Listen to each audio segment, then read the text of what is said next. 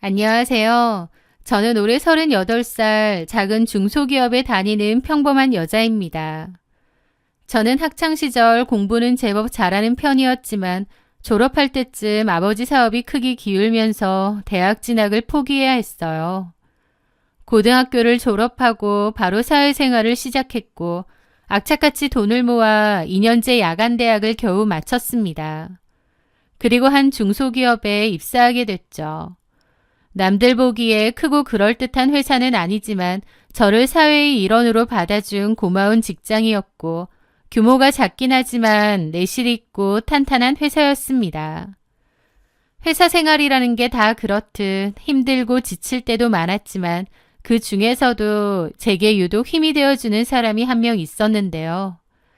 저보다 9살이 많았던 대리님이었죠. 이름은 오성환이었는데 특별히 인물이 좋거나 회사 내에서 능력이 출중해서 인정받는 그런 사람은 아니었습니다. 하지만 성격이 정말 좋았고 넉살도 있는 편이고 무엇보다 늘 저를 잘 챙겨주고 배려해주는 사람이었어요. 당연히 저도 그 대리님에게 고마움을 많이 느끼고 또 내적 친밀감이 있었죠. 회사에 좀 짓궂은 부장님이 계셨는데 선 넘는 장난도 잘 치셨거든요. 그러면 저는 어쩔 줄을 몰라 했는데 그런 것도 중간에서 웃으며 제가 곤란하지 않게 잘 막아주시고 제가 하는 일에 실수가 있을 때도 나서서 자기 일처럼 도와주시기도 했습니다. 그리고 제가 커피를 안 마신다고 평소에 차를 즐긴다고 했더니 여러 가지 차 티백을 사서 업무 중 마시라며 저에게 선물을 주기도 했습니다. 그것뿐만 아니라 집에 갈 때 종종 방향이 같다면서 저를 태워주실 때도 많았죠. 그때는 저도 어렸기에 오대리님의 자상함에 어떤 다른 의도가 있다는 생각은 들지 않았습니다. 제가 어린 나이에 사회생활을 시작한 거다 보니 여동생 같은 마음으로 짠하고 안쓰러워서 잘 챙겨주신다고 생각했거든요. 언제 한번 단단히 신세를 갚아야겠다고 마음먹은 저는 월급날 대리님에게 밥을 한번 대접하겠다고 했죠. 그 대리님은 자기가 뭘 했다고 밥을 먹겠냐며 그리고 어떻게 저한테 얻어먹겠냐며 손사래를 쳤지만 제가 끝까지 우겨서 식사를 하게 되었습니다. 그렇게 분위기 좋은 식당에서 밥을 먹으며 이런저런 대화도 나누게 되었습니다. 내가 사줘야 되는데 현정 씨 덕에 이렇게 좋은 데서 밥도 다 먹네. 저야말로 대리님 덕분에 오랜만에 이런 것도 먹는 거죠. 실은 예전엔 저희 집도 이런 곳에 자주 외식하러 다녔는데 저희 아빠 사업이 어려워진 뒤로는 상상도 못할 일이 됐거든요. 저는 제 집안일에 대해서 남한테 말하는 법이 없었는데 그날 분위기 때문이었는지 저도 모르게 대리님에게 그런 얘기를 했습니다. 그런데 제 얘기에 그 대리님도 놀라더니 그러시는 거예요. 현정 씨도 나랑 집 사정이 비슷한 것 같네. 그래서 내가 현정 씨한테 더 마음이 갔나 봐. 실은 우리 집도 그렇거든. 아버지가 농장을 크게 하셨는데 친척한테 보증 잘못 서줬다가 집안이 풍비박산 났었거든. 아버지 그 충격으로 쓰러지셨다가 결국 돌아가시고 그때부터 내가 홀어머니를 모시고 가장 노릇을 해왔지. 대리님의 담담한 고백에 저는 깜짝 놀랐습니다. 늘 여유롭고 친절하기만 했던 대리님에게 그런 아픔이 있을 줄은 상상도 못했거든요. 대리님은 씁쓸하게 웃으며 말을 이었습니다. 그런 일을 겪어서 그런지 돈 많이 벌고 이런 것보다 성실하게 하루하루 벌어서 가족들하고 오순도순 행복하게 사는 게 내 꿈이야. 사내 자식이 꿈도 배포도 없냐고도 하지만 그런 일을 겪고 나면 가족만큼 중요한 게 없다는 걸 깨닫게 되거든. 라고 얘기하더라고요.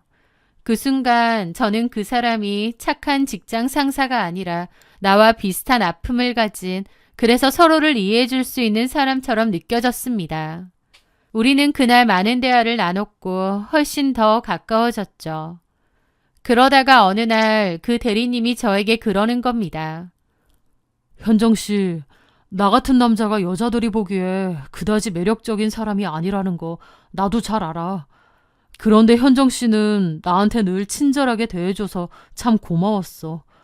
그래서 하는 말인데 우리 꽤 잘 어울릴 것 같은데 정식으로 사귀어 보면 어때? 내가 가진 건 없어도 현정 씨한테는 이 세상 누구보다 최고로 잘할 자신 있거든. 자상하고 배려심 넘치는 대리님. 저도 대리님을 인간적으로 참 좋아하고 친하게 지내기는 했지만 결혼 상대로는 생각해 본 적이 없었습니다. 게다가 제가 결혼을 생각하기에 다소 어리기도 했고요. 게다가 갑작스럽게 이런 고백을 받게 되니 당황스럽더라고요. 저는 진지하게 생각해 보겠다고 대답했습니다. 그리고 그 대리님을 처음으로 곰곰이 남자로서 또 결혼 상대자로서 생각해 본 것 같아요. 평범한 사람이었지만 성격 하나만큼은 어디에 내놔도 으뜸인 사람이었습니다. 지난 몇 년간 저에게 보여주었던 따스한 배려와 착한 마음씨를 떠올리니 제 마음도 그에게 기울기 시작하더라고요. 그렇게 그 대리님과 저의 연애는 시작되었습니다. 사귀기 시작한 지 얼마 되지 않아 대리님은 홀어머니가 계시다는 집으로 저를 데리고 갔어요. 대리님의 어머님은 쌍수 들고 저를 환영하고 반겨주셨습니다. 게다가 정말 상다리가 휘어지도록 맛있는 음식을 잔뜩 내어주셨어요. 이런 진수성찬을 받으니 정말 감동이었습니다. 제가 설거지를 하겠다고 나서자 어머님은 처음엔 만류하시다가 나중에 그럼 같이 하자고 하시더라고요. 둘이서 나란히 서서 설거지를 하며 이런저런 이야기를 나누었는데 그 사람처럼 어머님도 착하고 순박한 분이라는 게 느껴지는 겁니다. 게다가 돌아갈 때는 참기름과 친구분이 양봉하셨다는 꿀까지 주셨죠. 대리님이 착하다는 것도 잘 알고 있었는데 대리님의 어머님도 이렇게 순박하고 좋으신 분이다 보니 이런 집이라면 결혼을 해도 괜찮겠다는 생각마저 들었습니다. 다른 건 다 제쳐두고 이 두 가지만 보고 결혼을 결심한 거죠. 사람 성격이 좋다는 것만큼 든든한 결혼 조건이 또 어디 있겠나 싶기도 하고요. 하지만 저희 친정엄마의 생각은 좀 달랐습니다. 엄마는 저희 회사처럼 작은 회사인데다 나이도 꽤 있는데 아직 대리밖에 진급 못했다는 것도 영 별로고 또 그래서 주임인 저랑 월급 차이도 얼마 안 난다는 것도 마음에 안 든다고 하셨어요. 둘의 월급을 합쳐봤자 너무 적다면서요. 게다가 오대리님이 나이가 많고 저랑 9살 차이가 나는 것도 못마땅해 하셨죠. 무엇보다 예비시댁 형편도 안 좋다고 하니 뭐 하나 볼 게 없지 않냐고 하셨어요.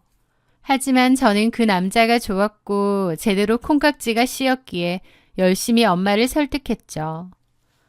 엄마, 막상 만나보면 나이 차이 같은 걸 잘 모를 정도로 괜찮다니까. 그리고 제일 중요한 건 성격 좋고 나한테 자상하게 잘해주는 거잖아. 탐탁치 않아 하시는 친정부모님을 설득하기 위해 저는 일단 대리님을 집으로 한번 데리고 오기로 했습니다. 대리님은 우리 집에 처음 찾아와서 부모님께 큰절로 인사를 드렸죠. 대리님이 절을 할 때까지만 해도 엄마 아빠의 얼굴은 굳어 있었습니다. 하지만 대리님은 특유의 넉살과 싹싹함으로 저희 부모님을 대했고 그 후로도 저희 집을 자주 방문했습니다. 제가 없어도요. 예비 장모님, 장인어른이라며 싹싹하게 잘 굴고 저희 아빠 술친구도 되어드리고 하니 저희 부모님도 결국은 결혼도 허락하셨어요.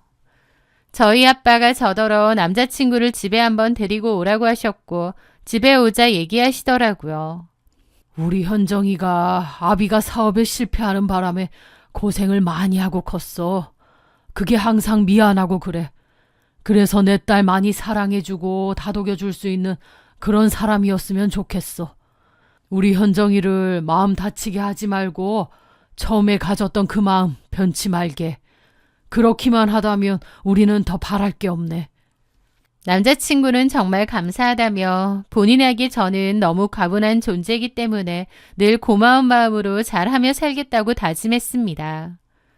그렇게 양가의 허락을 받은 후 몇 달간의 연애를 더 거치고 드디어 결혼에 꼴이 나게 되었어요.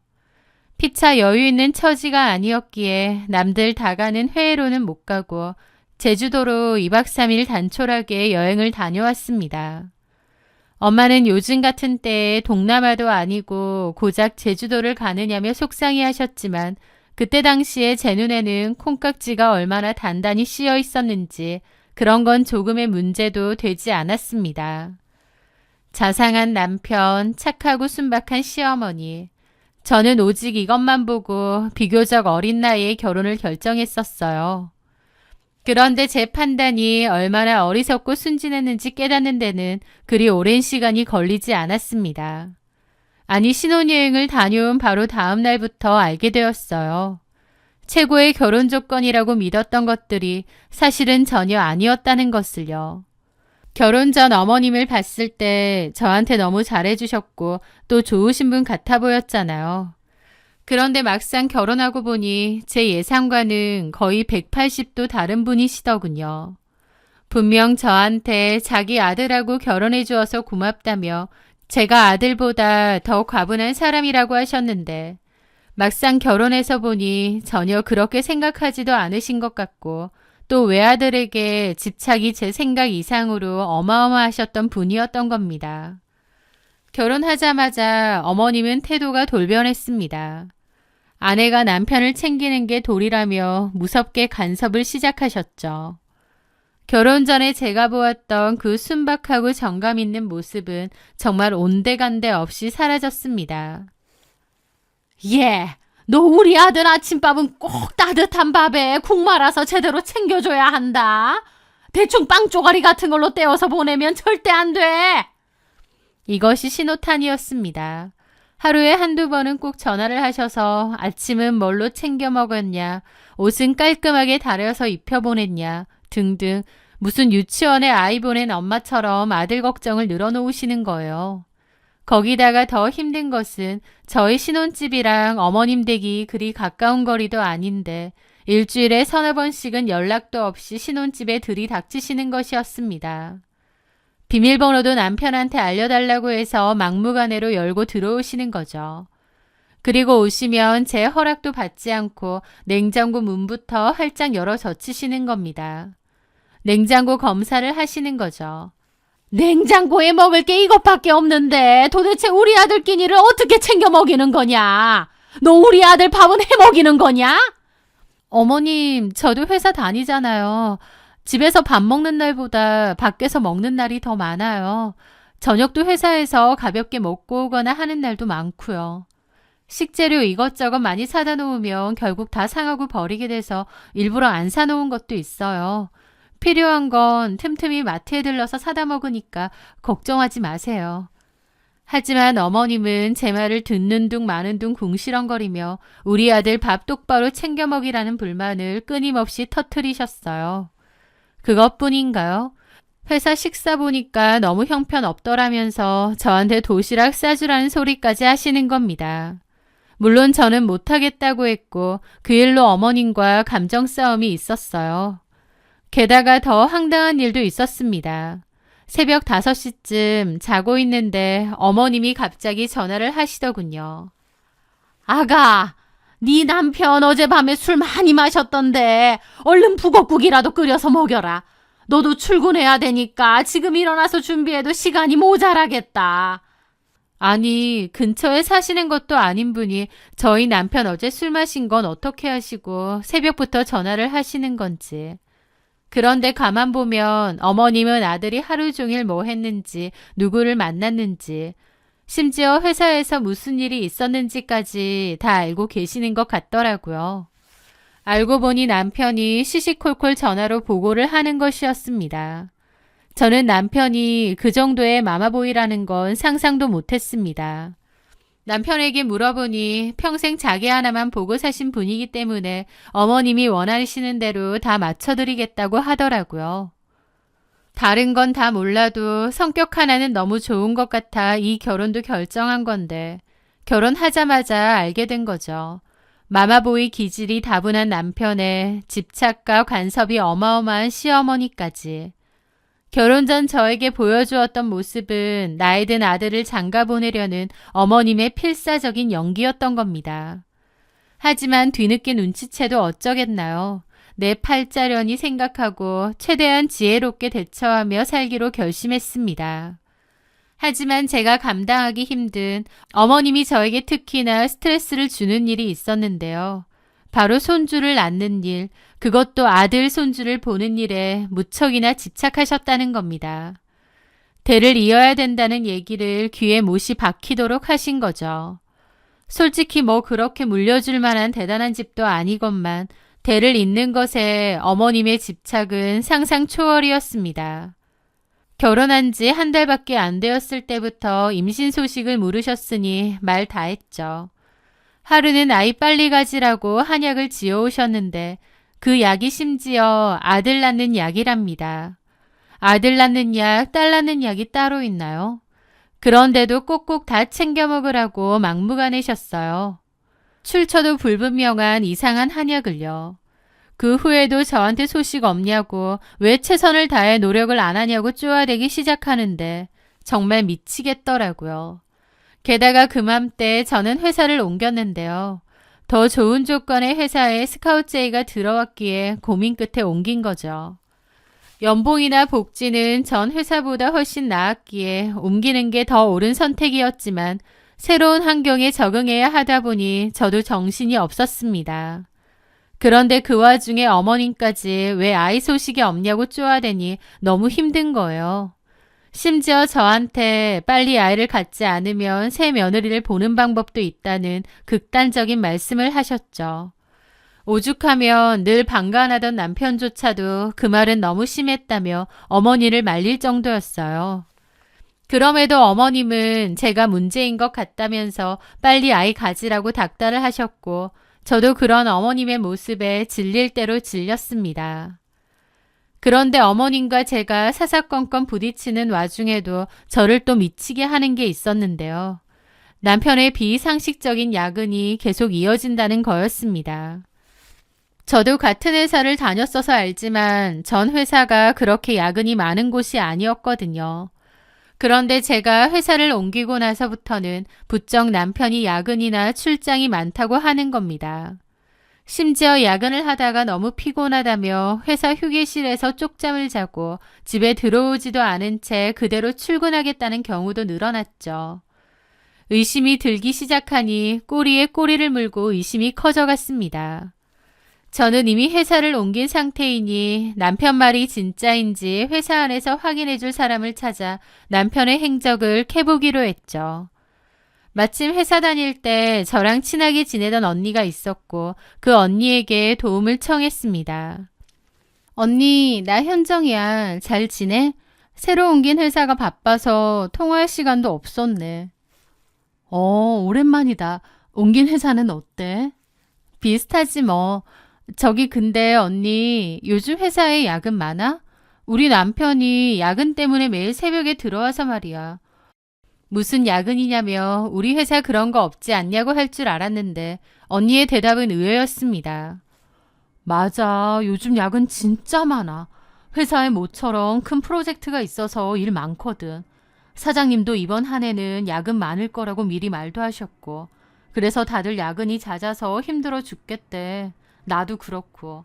너희 아직 신혼인데 너는 맨날 독수 공방하겠다.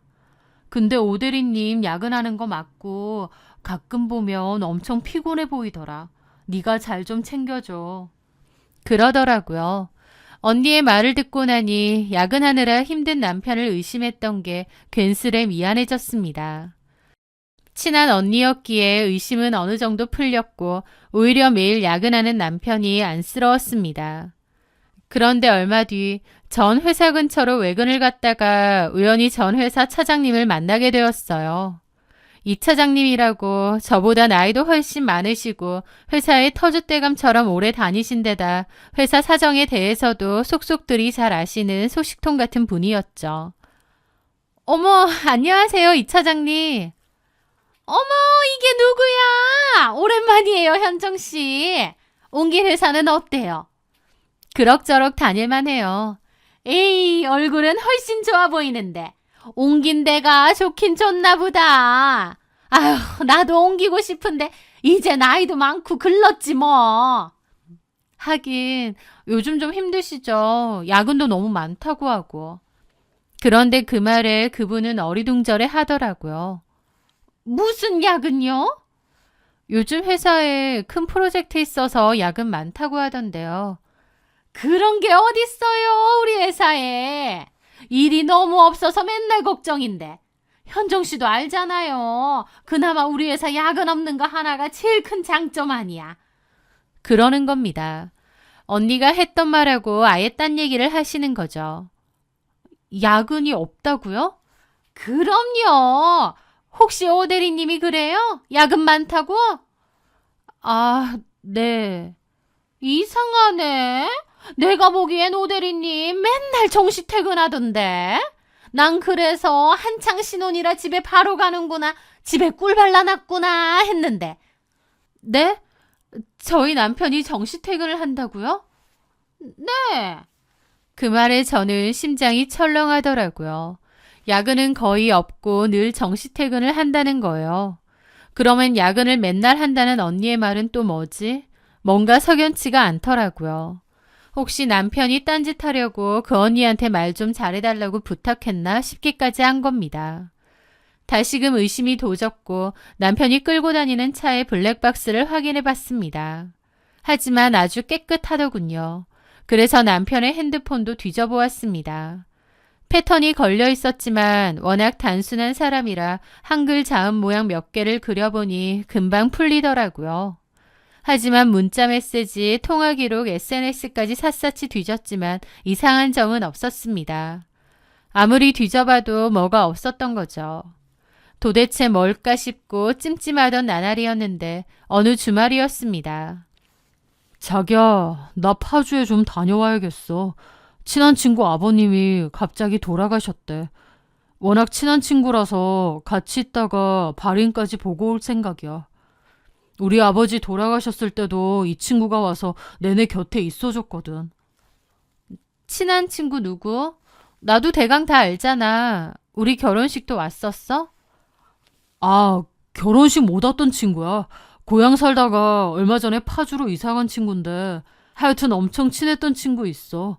그럼 다녀올게. 뭔가 찜찜하던 차에 상갓집까지 간다고 하니 더 이상하더라고요. 하지만 상갓집 간다고 했는데 설마 싶은 생각으로 말았습니다.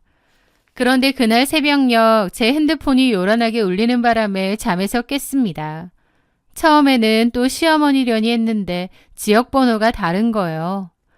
이 새벽에 뭐지 싶어서 받아봤죠. 오성환 씨 가족분 되시죠? 여기는 병원인데요. 오성환 씨가 교통사고 당하셔서 지금 병원에 계시거든요. 심장이 철렁 내려앉았죠. 갑자기 남편이 교통사고를 당했다는 거예요. 이 시간에요. 네? 사고라뇨? 정말 저희 남편 맞나요? 경찰은 남편이 신원을 확인했다고 하면서 최대한 빨리 병원으로 와달라고 하더라고요. 너무 황당했지만 일단 병원이라고 하니 급하게 차를 끌고 갔습니다. 그렇게 가보니 남편은 응급실에 누워있는 거예요. 의식이 없는지 눈을 감은 채 미동도 없었죠. 앞서가던 차를 남편분의 차가 뒤에서 들이받았습니다. 음주운전이 의심되는 상황이에요. 그리고 동승자분이 한 분 계셨는데 그분도 좀 다치셨고 저쪽 침대에 계시거든요. 그 병원은 남편이 말한 파주도 아니었고 이 새벽에 차를 탄 것도 말이 안 되고 게다가 남편 차에 동승자까지 있었다뇨. 그 모든 상황이 너무 어처구니가 없었죠. 경찰을 저를 동승자에게 데려가서 아는 사람이냐고 묻더라고요. 그런데 그 동승자의 얼굴을 확인한 순간 그 자리에서 얼어붙고 말았습니다. 동승자는 바로 제가 남편의 행적을 조사하기 위해 도움을 청했던 회사에 야근이 많다고 말해주었던 바로 그 친한 언니였으니까요. 그 언니를 내려다보는데 머리를 한 대 세게 맞은 듯한 충격이었습니다. 파주 상갓집에 간다던 사람이 엉뚱한 곳에서 이 새벽에 음주운전 사고를 냈고 그 동승자가 다른 사람도 아닌 바로 그 언니라니. 모든 퍼즐 조각이 한순간에 맞춰졌습니다. 언니가 곧 남편의 내연녀였고 야근이 많다는 정보도 전부 거짓이었던 거죠. 남편과 그 언니에 대한 배신감에 온몸이 부들부들 떨렸습니다. 시어머니의 집착과 마마보이 남편만으로도 가뜩이나 결혼 생활이 지옥 같은데 거기에 회사 동료랑 바람까지 피우다니. 치소는 화를 억누르며 복도를 서성이고 있는데 의사가 수술 동의서라며 종이 한 장을 들고 와서 사인을 해달라고 하는 거예요.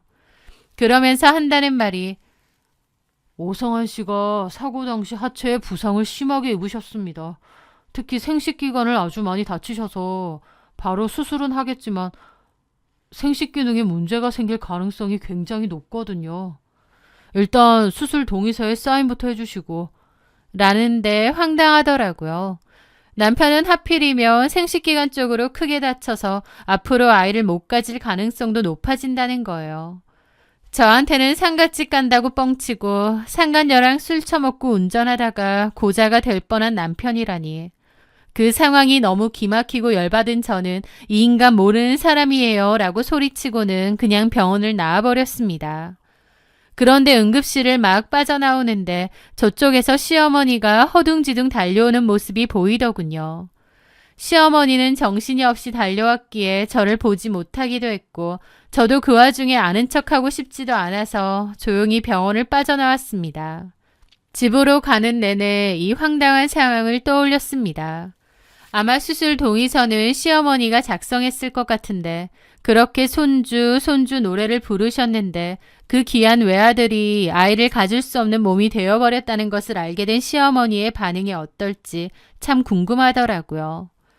배신감에 치가 떨리면서도 한편으로는 찹씁쓸하기도 하고 하지만 그 남편을 더 이상 찾아갈 마음은 없었습니다. 고자가 됐든 말든 그 인간 꼴은 더 이상 보고 싶지 않았거든요. 남편은 짧지 않은 기간 동안 병원에 입원해 있다가 퇴원했습니다. 그리고 경찰 조사가 마무리되면서 남편이 음주운전으로 사고를 냈다는 것이 명백한 사실로 밝혀졌고 피해자에게 막대한 보상금을 물어주어야 했죠. 시어머니는 결국 본인의 집과 얼마 안 되는 땅까지 팔아 보상금을 마련했습니다. 그리고는 자기는 이제 집이 없으니 이제부터 우리 집에서 같이 살아야 된다고 선언하시는 거예요. 저는 콧방귀를 꼈죠. 그러시든지 말든지 마음대로 하세요. 저랑 이제 아무 상관 없으니까. 저 이혼할 거예요. 그리고 남편에게 그동안 쌓였던 모든 말을 쏟아냈죠. 그동안 잘도 속이고 그 언니랑 바람을 피워. 진짜 지저분하고 역겹다. 깨끗하게 이혼하자. 저는 남편에게 이혼을 통보했습니다. 불륜 저지르다가 사고 쳤으니 솔직히 할 말 전혀 없잖아요. 그런데도 어머님의 반응은 정말 황당했습니다.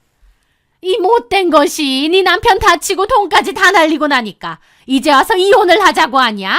네가 우리 집에 들어오고 나서 교통사고가 나지를 않나? 너 때문에 우리 집안이 아주 망한 거야. 저 때문에 집안이 망했다는데 저도 가만히 있을 수는 없었죠. 어머님, 말은 똑바로 하셔야죠. 집이 망하게 생긴 건 저 때문이 아니고요. 어머니 아들이 바람나서 상간녀 태우고 음주운전하다가 사고 내서 그런 거예요. 누구한테 덮어 씌우는 거예요? 그렇게 저는 그날 어머님에게 하고 싶은 말 다 했고 크게 싸웠습니다. 그리고 집에서도 나갔죠. 그 진흙탕 싸움일 거라 생각했는데 놀랍게도 남편은 순순히 이혼에 응하겠다고 했습니다. 저는 소송 이혼까지 생각했는데 그럴 필요 없이 협의 이혼으로 하기로 했죠. 저는 바로 위자료도 요구했습니다. 남편은 위자료도 버텨봤자 괜히 소송 비용까지 떠안게 될 것이라고 생각했는지 위자료도 순순히 내주더군요. 그리고 저는 상간녀인 그 언니에게도 위자료 청구 소송을 하겠다고 엄포를 놓았는데 남편은 상간녀가 물어줘야 할 위자료까지 전부 대신 물어주었습니다. 돈도 없는 집안에서 위자료를 이렇게 착착 내주는 걸 보니 하루라도 빨리 이혼시키고 싶다는 뜻이구나 싶더라고요. 그래서 그 내막이 궁금해서 이 차장님에게 연락을 해서 물어봤는데 그 이유를 정확히 알게 되었죠. 현정씨 마음고생 많지? 세상에 어떻게 오대리랑 성대리랑 그럴 수가 있어? 미친 거 아니야? 게다가 성대리가 오대리 애를 임신했고 그것 때문에 현정씨랑 오대리랑 이혼했다는 소문이 파다하더라고. 근데 웃긴 게 그것들 뻔뻔하게 얼굴 잘 만들고 다닌다? 그 얘기를 들으니 알겠더라고요. 남편이 사고로 인해 고자가 되었는데 그 와중에 그 상간녀는 임신을 했다 보니 시어머니 입장에선 옳다구나 한 거였습니다. 아마 시어머니는 하늘이 도왔다고 생각했을 거예요. 그래서 저와의 이혼을 서두르고 남편과 그 언니를 재혼시키려 한 거였던 거죠. 그 이야기를 들은 저는 씁쓸해야 마땅하잖아요. 저는 결국 이혼하고 그것들은 재혼하고 아이 낳고 살 거니까요. 그런데요, 이 차장님이 뒤이어 어떤 말을 해주더라고요. 그 얘기를 듣는데 저도 모르게 깔깔깔 웃음까지 나왔습니다. 제가 왜 웃음이 터졌는지는 그 이유가 있었죠. 어쨌든 그 모든 이혼 절차가 마무리되었고 전 남편과 저는 남남이 되었습니다. 한때 제 회사 생활을 도와주던 은인 같던 사람. 하지만 지금은 제 뒤통수를 치고 저한테 엄청난 배신을 선사한 생각만 해도 최악인 인연이 되었죠. 저는 위자료 다 받고 이혼했고 새 회사 다니면서 바쁘게 살았습니다. 그렇게 시간은 흘러 2년 정도 지났을까요? 외근 갔다가 정말 우연하게도 전 남편을 보게 되었습니다. 그 인간은 그 언니랑 재혼해서 애 낳고 산다고 했던 것 같았죠. 전 남편도 저를 알아봤고 괜히 잘 살았느냐 아는 체를 하더라고요. 저는 너무 잘 지낸다고 당신도 애 키우면서 잘 지내느냐 하니까 뭐 그렇다고 하더라고요. 그 말에 제가 이 얘기는 해주었습니다.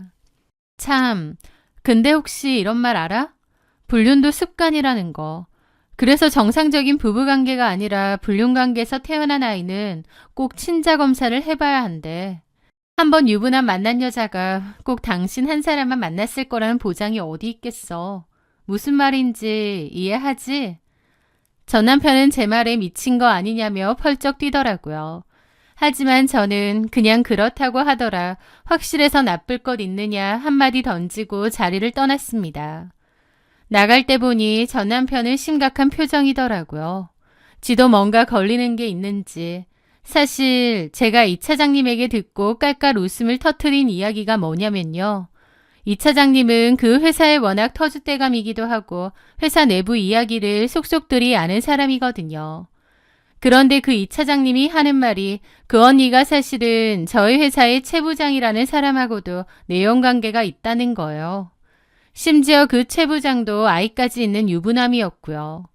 최 부장님이 이 차장님에게 뭐라고 했냐면 자기 애인이 있는데 임신을 한 것 같아서 큰일이다 라는 소리를 했대요. 그래서 이 차장님은 그런가 보다 했는데 나중에 알고 보니 그 애인이라는 사람이 결국 제 남편이랑 바람난 그 언니였다는 거죠. 그러니까 한마디로 그 언니의 뱃속에는 전 남편 애가 아니라 최 부장님 애였다는 겁니다. 이 차장님은 다 알고 있지만 그냥 모른 체 한다고 저만 알고 있으라고 얘기를 해주었고요. 그때 이 차장님의 말을 듣고 제가 웃음이 나지 않을 리가 없었죠. 막장 드라마보다 더한 현실이 제 눈앞에 펼쳐졌으니까요. 전 시어머니는 그 언니가 낳은 아이가 대를 이어줄 귀한 손주라고 철석까지 믿고 있었겠지만 대는 무슨 대인가요? 애초에 전 남편 애도 아닌데요. 그렇게 아들 노래를 부르고 대를 잇는 게 중요하다고 난리를 쳤는데 그래서 바람핀 상간녀가 아니라 도리어 저한테 이혼하라고 했었는데 정작 그 아이가 다른 남자의 아이인 줄도 모르고 금이야 오기야 키우고 있다니 이 상황이 얼마나 웃긴가요? 그 이 차장님을 통해서 후일담을 듣게 되었습니다. 전 남편은 제 말이 찝찝했던지 진짜 친자검사 했나 보더라고요. 그리고 자기 애가 아니라고 나온 거죠. 그 사실에 발칵 뒤집어지고 전 시어머니가 회사 찾아와서 그 언니 머리채 잡고 아주 난리도 아니었답니다. 그 뱃속의 아이가 누구의 아이인지 다 알게 된 거죠. 대를 잇기는커녕 그동안 남의 자식 뒤치다꺼리 해준 셈이니 뒤로 낮아빠지는 심정이었을 겁니다. 지금쯤 그들은 뭘 하고 있을까요? 아마 서로의 얼굴을 보며 다 너 때문이다 라고 소리치며 원망하고 있겠죠. 저는 그 지긋지긋한 인연의 감옥에서 벗어나 후련한 마음으로 살고 있습니다. 본인들의 심성을 완벽히 가린 채 세상 둘도 없이 착한 남자와 착한 시어머니 코스프레를 했던 그 사람들을 떠올리면 사람이 제일 무섭다는 생각이 새삼 드네요. 제 이야기 이렇게 끝까지 들어주셔서 정말 감사합니다.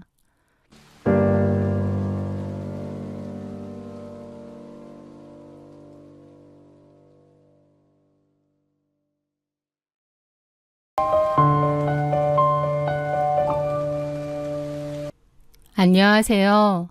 저는 40대 남자로 고등학교 역사를 가르치는 교사입니다.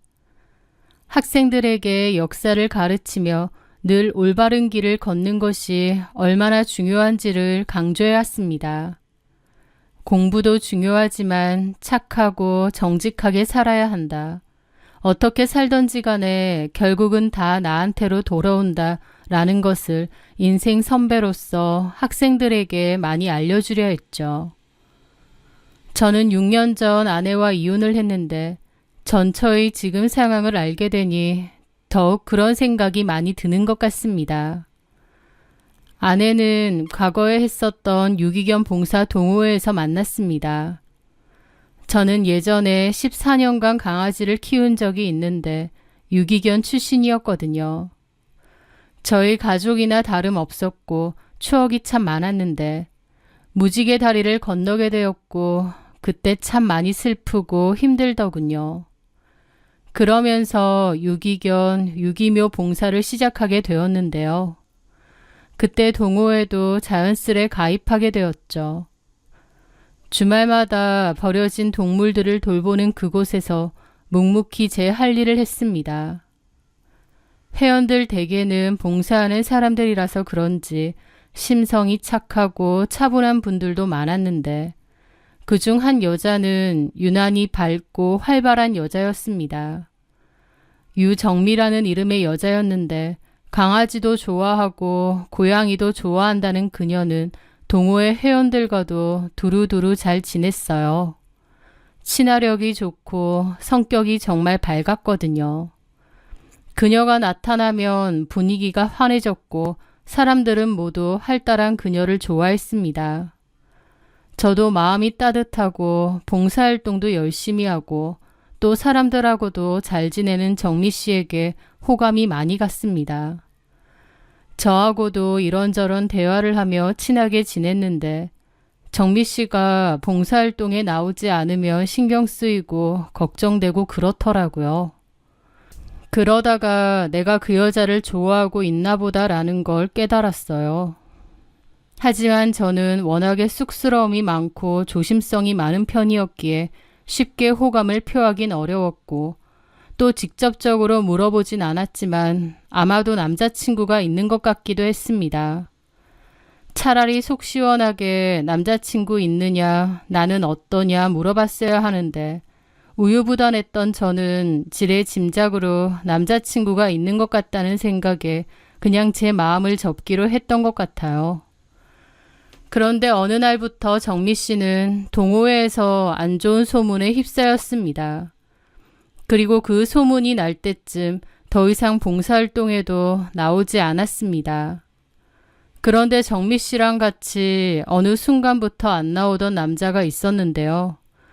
그 남자는 저보다 5살이 많았고 한의사라고 했었습니다.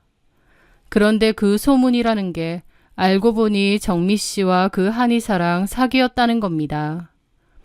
동호회에서 사귈 수도 있지만 문제는 그 한의사가 유부남이었다는 거였죠. 애까지 있다고 하고요. 그 둘은 더 이상 동호회에 나오지 않았고 남아있는 회원들은 그 둘을 질책했습니다. 하지만 저는 정미 씨에게 호감이 있었고 제 생각에 정미 씨는 그럴 사람 같지는 않았어요. 뭔가 오해가 있을 거라고 생각했죠. 그래서 고민 끝에 정미 씨에게 연락을 해보게 되었습니다. 요즘 동호회 안 나오던데 잘 지내느냐고요. 정미 씨도 제 연락을 반가워하면서 한번 보자고 먼저 제안을 하더라고요. 그렇게 만나게 되었는데 걱정했던 것과 달리 전처럼 밝은 모습으로 나왔습니다. 그러면서 아무렇지 않게 일상적인 대화를 했어요. 그러다가 문득 그러는 거예요. 제 소문 들으셨죠? 제가 왜 동호회 안 나가는지. 아, 예, 듣기는 했습니다. 다들 저 욕하죠. 정미 씨의 물음에 저는 뭐라고 대답을 해야 할지 모르겠더라고요. 그렇다기보다 둘러서 말 안 하셔도 됩니다. 무슨 소문이 났을지 다 아니까요. 근데요. 저도 참 기가 막혀요. 너무 억울한데 솔직히 억울하다고 동네방네 소문내면서 떠들고 싶지도 않아요. 인규 씨한테만 말하는데요. 저도 사실 피해자예요. 그래서 너무 억울한데 일을 더 키우고 싶지도 않아서 그냥 해명하지 않고 조용히 동호회 그만둔 거예요. 제가 뭐라고 하든 믿어줄 것 같지도 않고. 정미 씨는 그 소문이 오해라고 얘기를 하더라고요. 정미 씨 말로는 한의원 남자가 유부남인지 전혀 몰랐다고 했습니다. 진지하게 만나는 사이였고 유부남인 건 나중에 알았다는 거였죠. 사실 저도 같은 회원이지만 그 남자가 유부남인 줄은 저도 몰랐습니다. 이름과 직업 정도는 알았지만 저랑 개인적으로 친하진 않았거든요. 그리고 본인도 딱히 유부남이란 얘기를 먼저 하지 않았던 것 같기도 했습니다. 그래서 저는 정미 씨에게 그랬죠. 사실 전 오해일 거라고 생각했어요. 제가 보기엔 정미 씨가 그런 사람이 아닐 것 같았거든요. 그래서 이렇게 연락도 한 거고요. 라고 제 솔직한 마음을 얘기했습니다. 그러자 정미 씨는 처음에 그 밝았던 모습과 달리 갑자기 눈물을 터뜨리며 서럽게 울더라고요. 많이 억울했는데 제가 그 마음을 알아주니 고맙다고 하면서요. 안 좋은 오해를 받은 정미 씨가 많이 안쓰럽고 더 마음이 갔습니다. 저는 그런 그녀를 달래주었고 그 일을 계기로 저희는 사랑에 빠진 것 같습니다. 그렇게 정미 씨는 제 아내가 되었죠. 그 후 저는 아내와 8개월 연애를 했고 결혼도 했습니다. 그런데 결혼을 준비할 때 그러더군요. 이제 든든한 남편도 생겼고 가정에 좀 충실하고 싶어. 그래서 말인데 회사 더 이상 다니고 싶지 않아. 그래도 되지. 저는 사랑하는 아내가 편하게 지내길 바라는 마음에 그러라고 했습니다. 당장 돌봐야 할 아이가 있거나 한 상황은 아니지만 저 혼자서 버는 것만으로도 충분할 것 같았고 또 아내가 원하는 대로 휴식을 주고 싶었거든요. 저는 아내에게 둘만의 신혼을 즐기며 편하게 지내자고 했죠.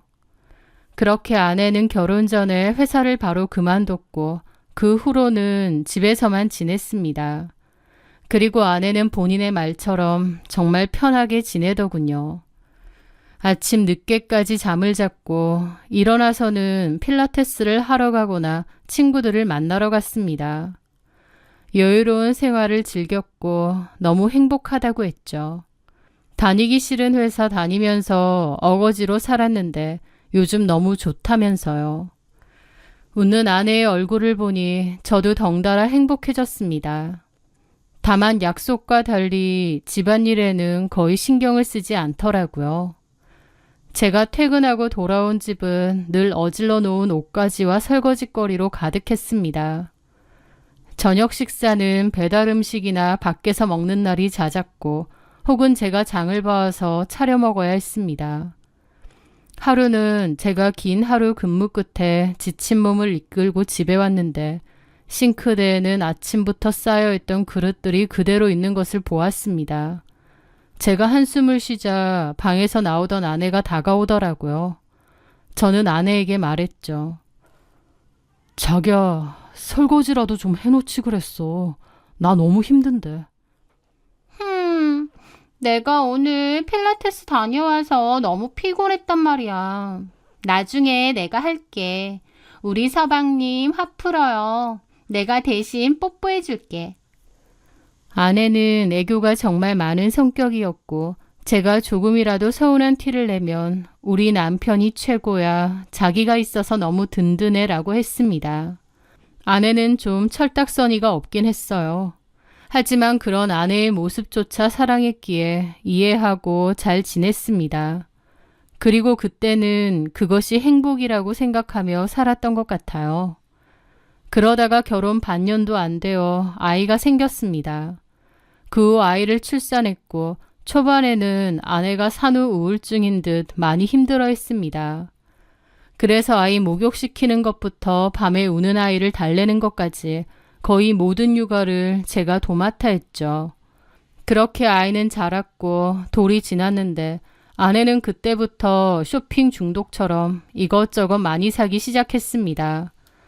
생활용품보다는 본인을 위한 물품이 많았고 나중에는 제 월급으로는 감당이 안 되는 수준이 되었습니다. 명품 가방, 화장품들, 심지어 우리가 잘 쓰지도 않는 커피 머신이며 가전제품들, 카드 명세서를 보고 저는 할 말을 잃었습니다. 자기야, 이게 다 뭐야? 이번 달 카드값이 400만 원이 넘었어. 뭐가? 그냥 필요한 거 좀 샀어. 잔소리하지 마. 잔소리 안 하게 생겼어? 저의 말에 아내는 기다렸다는 듯이 폭발했습니다. 그래, 다 샀다. 어쩔래? 내가 이런 거 하나 내 마음대로 못 사? 진짜 구질구질해. 돈 쓰는 거 가지고 뭐라고 하는 거 딱 질색이야. 당신 이렇게 쪼잔하게 나오니까 내가 산후우울증도 걸렸던 거야. 내가 왜 이런 쥐꼬리만한 교사 월급에 맞춰서 쩔쩔매면서 살아야 되는지. 진짜 결혼 잘못한 것 같아. 아내의 거침없는 말이 비수처럼 가슴에 날아와 꽂혔습니다. 지금 뭐라고 했어? 결혼 잘못한 것 같다고? 그래, 내가 미쳤지. 당신 같은 남자랑 결혼한 내가 미친년이야. 내 친구들은 남편 잘 만나서 명품백 들고 다니면서 해외여행 다니는데 나는 이게 뭐야? 솔직히 나 당신이랑 결혼한 거 매일 후회해. 돈 많은 남자 만났어야 했는데 당신은 월급도 너무 작고 너무 쪼잔뱅이라고. 라는 겁니다. 그때는 저도 너무 상처를 받았고 화도 났지만 그래도 아내가 홧김에 한 말이고 진심은 아닐 거라고 생각했습니다. 너무한다고 생각하면서도 그래도 애써 그렇게 생각했던 것 같아요. 그런데 돌이켜보니 그건 홧김이 아니라 아내의 진심이었습니다. 아내는 정말 저랑 결혼한 걸 후회하는 듯 했습니다. 돈 때문에요. 아내는 그런 사람이었습니다. 허영심 많고 사치스럽고 남자를 돈으로만 판단하는 그런 아내에게 제가 벌어다주는 돈은 한없이 부족했겠죠. 그런 아내의 말들에 상처도 많이 받았고 실망이 컸습니다. 저도 사람인데 불만이 없었겠나요? 정말 많았지만 참았습니다. 갓 돌이 지난 아이도 있으니 바보같이 그 모든 것을 참으며 그럭저럭 지냈습니다. 그게 아들을 위한 길이라고 생각했고 또 아내의 그런 허물조차도 제가 감내해야 한다고 믿었던 것 같아요. 그러던 어느 날 아내가 중학교 동창 모임에 나간다고 했습니다. 갑자기 연락 끊겼던 친구들에게 오랜만에 연락이 왔다면서요. 저는 아내에게 잘 다녀오라고 했습니다. 그때는 그게 불행의 씨앗이 될 거라곤 꿈에도 몰랐습니다. 아내는 동창 모임에 갔다 온 후 이상하게도 활기가 넘쳤어요. 안 하던 집안일도 열심히 하고 운동도 열심히 하고 아이랑도 잘 놀아주고 활기가 막 넘쳤던 거죠. 그리고 아내가 그러는 겁니다. 동호회에 가서 오랜만에 옛날 친구들 만나니까 다들 정말 열심히 잘 살더라고. 그거 보고 나도 자극받았어. 좋은 자극이네. 저는 좋게 생각하고 흐뭇했습니다. 아내가 친구들에게 좋은 영향을 받았다고만 생각한 거죠. 하지만 나중에 보니 그게 아니더군요. 동창회에 갔다 온 아내는 저한테 박재혁이라는 남자에 대해서 얘기했던 적이 있었습니다. 박재혁이라고 나 중학교 때 좋다고 쫓아다니던 찌질한 애가 있었거든? 그때는 키도 작고 성격도 찌질하고 그냥 그래서 저런 애가 나를 왜 좋아할까 쪽팔렸는데 이번에 와서 보니 사람이 아예 달라진 거 있지? 주식하고 코인 투자 전문가래. 그걸로 본인도 돈을 엄청 벌었고 고객들한테 투자 정보도 주고 그러는 전문가라는 거야. 동창회에도 외제차에 명품 시계에 엄청 삐까뻔쩍하게 하고 왔더라고. 게다가 그때 안 큰 키가 고등학교 때 다 컸는지 키도 커지고 인물도 확 살고 사람이 아예 180도 다른 거 있지? 아, 그래? 참 신기하더라니까. 저는 그때 아 그렇구나 하고 말았습니다. 아내는 들뜬 얼굴로 박재혁이라는 남자에 대해서 얘기했는데 그냥 그렇구나 했었습니다. 아무렇지 않은 일상적인 대화였죠. 그런데 나중에 알고 보니 그 박재혁이라는 중학교 동창과 아내는 바람이 났습니다. 그 사실을 어떻게 알게 되었냐고요?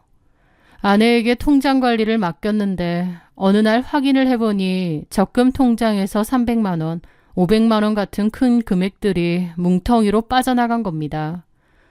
전혀 듣지 못했던 출금이었기에 아내에게 물어봤죠. 그랬더니 아내가 아무렇지 않게 그러는 겁니다. 투자했어, 그걸로. 투자라니? 내가 전에 말했잖아. 재혁이 말이야. 걔가 주식이랑 코인으로 돈을 엄청 잘 불리고 관리해준대. 사실 우리 같은 사람들은 걔한테 투자 맡기지도 못한데 워낙 거물급들만 고객으로 받는다고 하더라고. 그런데 동창 좋은 게 뭐야. 나도 좋은 정보 있으면 좀 알려달라고 몇 번 조르니까 몇 가지 알려주더라고. 일단 내가 갖고 있는 거 소액으로 투자했는데 수익률이 꽤 괜찮아. 정말 실력이 있나 봐. 그래서 재혁이 믿고 좀 더 넣은 거야. 아니, 그런 얘기를 왜 나하고 상의도 없이 결정해? 나는 전혀 몰랐던 일이잖아. 그래서 지금 얘기하잖아. 그리고 많은 금액도 아니고 몇백이잖아, 고작. 지금 얘기하는 게 아니라 내가 알게 돼서 당신한테 물어보니까 얘기하는 거잖아. 아, 어쨌든 뭐 얘기했고 안 했고가 중요해? 돈만 불려주면 되잖아. 그리고 내가 뭐 몇천만 원이라도 넣은 거 아니잖아. 끼케야 몇백 원이야. 다 합치면 1,000만 원 돈이야. 그리고 그렇게 말하면 안 되지. 무엇보다 나는 그런 식으로 위험한 투자 하고 싶지 않아. 제 말에 아내는 뒷목을 잡더라고요. 아, 너무 싫다. 답답해 진짜. 그러니까 우리가 이 모양 이 꼴로 사는 거야. 우리가 어때서? 돈 잘 버는 사람들이 좀좀따리 월급 모아서 그렇게 사는 줄 알아? 당신은 교직 생활도 하면서 주변에서 듣는 얘기도 없어? 어쩜 그렇게 사람이 고지식해? 솔직한 말로 당신 그 교사 월급으로 어떻게 돈을 모아? 맨날 이렇게 허덕이며 살래? 돈 한 푼에 쩔쩔매면서? 이런 거 아니면 절대 돈 못 모아. 이건 기회라고, 기회. 당신은 그냥 가만히 있어. 내가 알아서 할 테니까. 아, 내가 나 혼자 좋자고 이래? 결국 우리 가족 위해서 이러는 거잖아. 라면서 당당하게 따지더라고요. 어이가 없었습니다. 자기는 좋은 투자를 하는 것뿐인데 제가 말린다고 생각하더라고요. 일단은 아내에게 알겠다고 했습니다. 그리고 따로 좀 알아봐야겠다고 생각했죠. 아내에게 이번 일은 넘어가는데 다음에는 무조건 나하고 상의를 해야 된다고 했습니다. 다만 100만 원을 쓰더라도요. 아내는 짜증을 내며 알겠다고 하더라고요. 그때부터 아내는 눈에 띄게 달라졌습니다. 저는 아내가 저 몰래 주식 투자한 것 말고도 뭔가 숨기는 게 있는 것 같았어요. 그래서 어느 날 밤 저는 잠든 아내 몰래 그녀의 휴대폰을 보게 되었습니다. 아내의 사생활을 엿보는 것 같아 죄책감이 들었지만 이 불안의 실체를 확인해야만 했습니다. 그리고 그 안에서 박재혁이라는 남자와 나눈 대화들을 발견했습니다. 그래서 남편한테 들킨 거야? 남편 난리 났겠네. 지가 난리치면 어쩔 건데. 내가 더 뭐라고 했어. 하여튼 답답이라니까. 돈 벌 수 있는 기회를 주는데도 저러고 있다. 나보고 뭐라는 줄 알아? 앞으로 또 투자할 생각이면 자기한테 무조건 얘기하래. 단돈 100만 원이라도. 남편이 진짜 쪼잔하긴 하네. 내 말이 저렇게 쪼잔뱅이인 줄 알았으면 결혼 안 하는 건데. 너처럼 화끈하게 잘 써야 돈도 잘 버는 건데 말이야. 내가 화끈하긴 하지. 그러게 너는 나랑 결혼했어야지. 내가 너 예전에 쫓아다녔잖아. 그땐 네가 이렇게 될 줄 몰랐지. 이제 와서 후회되지? 당연하지. 그리고 지금이라도 갈아타려고 준비 중이잖아. 난 언제든지 기다리지. 근데 애는? 몰라. 남편이 알아서 키우겠지. 빨리 남편하고 정리하고 너랑 살고 싶다. 남편 얼굴만 봐도 지긋지긋해. 나도 너랑 빨리 살고 싶어. 빨리 남편한테 얘기해. 나랑 결혼하면 너 벤츠 타고 신상 명품백 종류별로 내가 다 사준다. 생각만 해도 너무 좋다. 재혁이 최고. 그걸 본 저는 뒤로 넘어갔습니다. 자식이고 뭐고 다 내팽개치고 돈에 눈이 멀었던 거예요. 다음 날 저는 아내에게 제가 본 모든 것을 이야기했습니다. 그녀가 처음에는 발뺌하다가 제가 다 안다고 하니 모든 것을 인정하더군요. 저는 너무 화가 나고 분통이 터졌지만 가정을 지키고 싶었기에 아내에게 마지막 기회를 주기로 했습니다. 우리 아들 생각해서 딱 한 번만 기회를 줄게. 그 남자 정리하고 투자했던 돈도 돌려받아와. 그럼 없던 일로 할 테니까. 하지만 아내는 그러고 싶지 않다고 했습니다. 그러면서 이혼해달라고 하더라고요. 제가 자식 생각은 안 하냐니까 아이보다 자기 인생이 더 중요하다고 했습니다. 저랑의 결혼은 잘못된 선택이라고 하면서요. 그 순간 그게 아내의 진짜 모습이라는 걸 알았습니다. 돈 앞에서 본인의 욕망 앞에서 제 속으로 난 자식도 필요 없다고 말하는 그 모습. 저는 아내에게 완벽하게 정이 떨어졌고 일순간에 마음 정리가 되더군요. 이혼은 하되 상간소송은 할 거라고 했습니다. 아내는 자기가 돈으로 줄 테니 소송은 하지 말랍니다. 저는 웃기지 말라고 너나 그놈이나 상간소송 다 할 거고 판결문까지 받아낼 거라고 했습니다. 그리고 네가 그놈 때문에 이혼한다고 했으니 친권, 양육권 다 포기하라고 다시는 내 아들 볼 생각 말라고 했습니다. 아내는 그놈한테 완전히 빠져서 순순히 알겠다고 하더군요. 아내는 친권, 양육권을 모두 포기하고 이혼 서류에 도장을 찍었습니다. 저는 그 둘을 상대로 상간소송을 바로 진행했고요. 아이 엄마로서의 최소한의 책임감도 마음도 없는 아내의 모습에 참담한 기분까지 느꼈습니다. 저런 여자를 아내로 맞이했구나. 내가 진짜 잘못 선택한 거구나. 가슴이 서늘해지더라고요. 저는 그들에게 위자료까지 다 받아내고 깨끗이 끝을 냈습니다. 우연으로라도 다시는 보지 말자고 했죠. 아내의 배신 때문에 한동안 힘들었습니다. 비참하고 괴로웠죠. 하지만 아들이 있기에 마냥 그렇게 지낼 수만은 없었고 다시 힘을 냈습니다. 그리고 저희 부모님의 도움을 좀 받아가며 아이를 열심히 키웠습니다. 아들은 저에게 삶의 희망이 되어주더라고요. 아들을 보면 너무 행복했고 더 열심히 살고 싶어졌습니다. 상처뿐인 결혼 생활이었지만 그래도 세상 그 무엇보다 소중한 아들이 내게 남았다는 생각에 위안이 좀 되었습니다. 아이가 엄마에 대해서 물어본 적도 있지만 저는 엄마는 하늘나라에 갔다고 설명을 해주었습니다. 제 마음속에서 아내는 정말 죽은 거나 다름없었기 때문이죠. 그리고 아들에게도 엄마가 다른 남자랑 바람나서 떠났다는 말은 하고 싶지 않았습니다. 아내는 이혼 후 지난 6년간 아이를 보러 올 생각도 없었고 연락 한 통 없었습니다. 연락해도 아이를 보여줄 생각도 없었지만 무슨 무자르듯 자식을 끊어내는 그 비정함이 소름 끼치더라고요. 하지만 그 와중에 처제는 자기 언니가 도무지 이해가 안 되고 미안하다며 이따금씩 아이 선물을 택배로 보냈습니다. 저는 이런 거 보낼 필요 없다고 돌려보냈는데 처제는 저랑 조카한테 미안하고 이모 노릇이라도 하고 싶어서 보내는 거라며 받아달라고 하더라고요. 그래서 그 후에는 그냥 아이 선물은 받았습니다.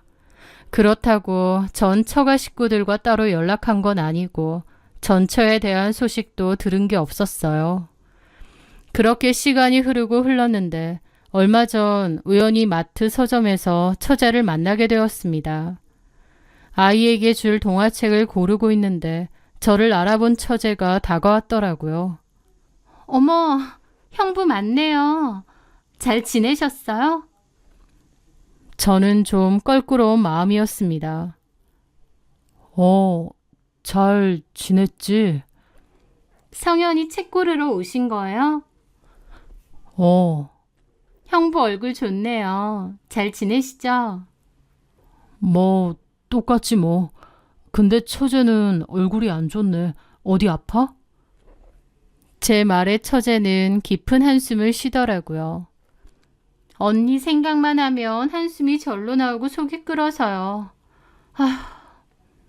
그게 무슨 재혼해서 잘 지내는 거 아니었어? 애 한번 보러 오겠다는 말 없이 살길래 재혼해서 돈 펑펑 쓰면서 잘 먹고 잘 사는 줄 알았는데. 그 말에 처제는 어이없다는 듯 쓴웃음을 짓더라고요. 형부한테 그런 짓 했는데 잘 지내면 안 되지 않겠어요? 아무리 우리 언니라지만 지금 이 모양 이 꼴 된 거 꼴 좋다 싶어요. 근데 그래도 언니라고 지금 꼬라지 생각하면 마음 안 좋고 미치겠고 그래요. 이 모양 이 꼴이라니. 무슨 일인데? 아예 모르시죠? 저희 언니 얘기. 나야 들을 일 없지. 들을 이유도 없고. 그쵸. 처제가 긴 한숨과 함께 들려준 아내의 근황은 실로 놀라웠습니다. 아내가 교도소로 갔다는 겁니다. 갑자기 교도소라니 이게 다 뭔 일인가 했는데 처제가 얘기해 주더군요. 그 남자요. 완전 사기꾼이었어요. 투자 전문가는 개뿔. 형부랑 이혼하고 나서 언니랑 동거했는데요. 초반에는 돈 펑펑 쓰고 잘 사는 듯 했죠. 그런데 나중에 보니 언니까지 공범으로 끌어들여서 사기를 쳤더라고요. 언니 주변 사람들이며 친척까지 다 당했어요. 저희 부모님까지도요. 게다가 심지어 제 이름으로 대출받으려고 했다가 걸렸죠. 부자랑 재혼해서 잘 먹고 잘 산다고 뻐기고 다니길래 우리 언니지만 진짜 한심하고 너무 꼴보기 싫었는데 알고 보니 그 남자 꼬드김에 넘어가서 한통속으로 사기치고 다니다가 결국 줄고소 당하고 나란히 잡혀 들어갔어요. 저희 언니가 철딱선이 없고 제멋대로긴 하지만 그래도 이렇게 작정하고 사기까지 칠 사람은 아닌데 이게 다 그 남자 때문이에요. 심지어 나중에 알고 보니까 그 남자 유부남이더라고요. 전처랑 이혼도 마무리 안 된 상태고요. 언니 교도소 가고 저희 부모님 알아눕고 주변 친척들이 대신해서 돈 갚으라고 난리쳐서 부모님 집도 지금 내놓은 상태예요. 언니 때문에 진짜 저희 집 완전 쑥대밭 됐다니까요. 처제의 이야기는 놀라웠습니다. 그 남자는 사기꾼이었고 아내는 공범이 되어 주변 지인들한테 투자 사기를 치고 다녔다는 겁니다. 6년 동안 아들 걱정도 안 됐는지 연락 한번 없구나 싶었는데 연락을 할 수가 없던 상황이었어요. 구속이 되었으니까요. 그 얘기를 듣고 집으로 돌아오는데 수많은 생각들이 머릿속을 스쳐 지나갔습니다. 아내가 그렇게 됐다는 소식을 알았을 때의 제 기분은 기쁘지도 통쾌하지도 않았습니다. 그저 한때 제가 사랑했던 그 사람이 어쩌다 저렇게까지 망가졌을까 하는 씁쓸함이 가득하더라고요. 그리고 한편으론 앞으로도 전철하는 사람을 영원히 내 인생 그리고 내 아들의 인생에서 나타나지 않게 완벽히 지워버려야겠다 다짐했습니다. 친엄마가 죽은 게 낫지 교도소까지 간 사기꾼이라니요. 절대 아들의 인생에 득될 게 없었죠. 아내는 욕망 덩어리면서도 한편으론 멍청할 정도로 순진했구나 싶기도 했습니다. 아내에게 벤츠와 명품 가방을 약속한 그 남자는 사치품 대신 아내의 팔목에 쇠고랑을 차게 만들었죠. 아내도 본인의 과한 욕심이 결국 본인을 파멸로 이끌었다는 걸 이제는 깨달았을까 모르겠네요. 그리고 이제 와서 곰곰이 생각해보면 과거에 동호회에서 있었던 아내에 대한 소문도 아내는 울며 억울하다고 했지만 이제 와서 보니 아내도 다 알고 그런 것일지도 모른다는 생각이 듭니다. 아내는 제 생각 이상으로 탐욕스럽고 돈밖에 모르는 한심한 인간이었으니까요. 저는 지금도 그렇지만 앞으로도 제 인생에서 아내를 완전하게 지워낼 겁니다. 아무리 그래도 아들 걱정도 안 되는지 연락 한 번 안 하네 라는 생각조차 안 하고 아예 모르는 사람처럼 살 겁니다. 아들에게 말했던 것처럼 아내는 이미 죽은 사람이라고 생각하고 살려고 합니다. 저희 아들은 안타깝게도 엄마의 빈자리가 있지만 그래도 저는 제 아들을 위해 최선을 다해 살아가려고 해요. 전처가 그 헛된 욕망만 쫓지 않았다면 소소한 행복을 누리고 예쁜 아들을 키우며 잘 살 수 있었을 겁니다. 물론 제 전처는 그 정도로는 만족이 안 되는 사람이었겠지만요. 저는 아이들에게 역사를 가르치며 늘 이야기합니다. 반짝이는 모든 것이 금은 아니라고 역사는 늘 증명해 왔거든요. 쉽게 얻은 부와 명예는 결국 신기루처럼 사라지고 그 뒤에는 처참함만이 남는다는 것을요. 저는 앞으로 제 아들에게도 화려한 성공과 돈보다는 성실한 하루의 가치를, 또 쉽게 얻는 요행보다는 정직한 땀의 소중함을 가르치며 살아갈 겁니다. 제 사연 들어주셔서 감사합니다.